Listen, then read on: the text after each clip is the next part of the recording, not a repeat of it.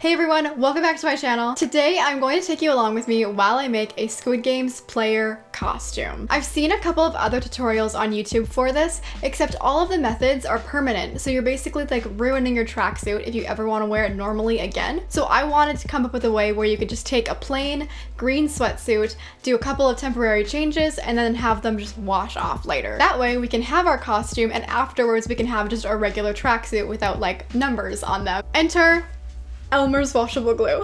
So I first saw this idea on a quilting forum, and lots of quilters have found that they can stick their two fabrics together for some time and then have all of the glue wash out in the wash afterwards. So what you'll need, obviously, a plain green tracksuit. I got mine from Walmart for like $23. Second, you'll also need some sort of white fabric that you can just kind of like cut up into little strips. Finally, you're going to need Elmer's washable glue that I got from Dollarama, and maybe like a paintbrush. An optional material is an iron, but you do not need to have it if you don't want to.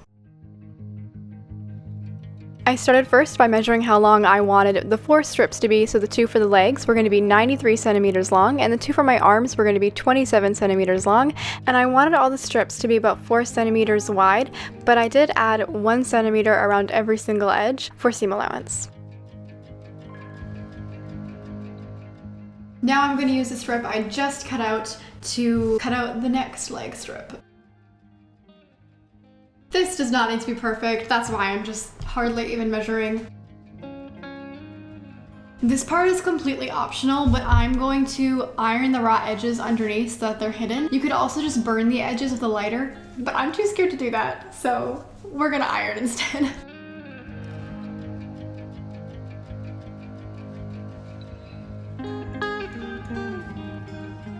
Once you've chosen which character you want to be, you have to assemble your numbers. So go into some sort of document, type your 3 numbers, put them in Arial font at about size 200, and then bold it. Next, you're going to print it and then cut it out from your fabric. I used a couple of pins to hold the paper down, but I'm not going to iron these edges. I'm honestly just going to leave them raw, and it's going to be fine.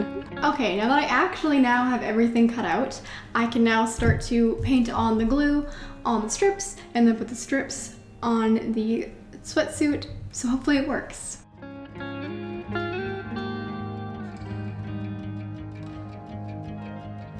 So there's really no special way to do this, but I basically just put glue on sections of my fabric at a time and then spread it around with my paintbrush to make sure I was getting a nice even coat everywhere.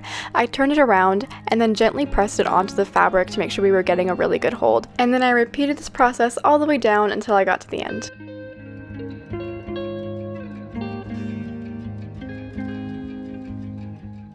Okay, that is strip 1 done, and I must say I think it actually looks pretty good. Like, I'm looking at the top here where I glued first, and it's not really coming off too easily, so that's promising.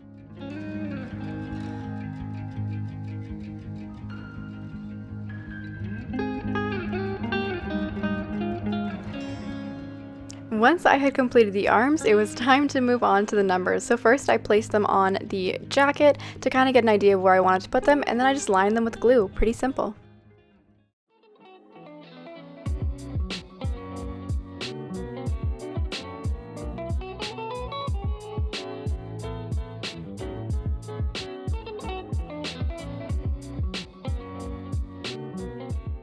So I think it turned out really, really well, and it was super easy too. It didn't take that long. You don't have to iron them like I did. This is what it looks like with just the raw edges, and I think it looks fine. Again, I just bought my white fabric from Fabricland in the remnants, but you could also find like opaque leggings, some sort of long stockings that are like white and opaque.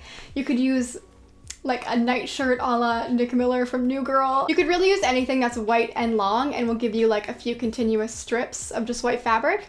It should be pretty easy. I will update you guys in the comments about whether or not I'm able to get the glue off of the tracksuit. I am pretty confident I'll be able to, but do note that results may vary, and I don't know how yours is gonna work.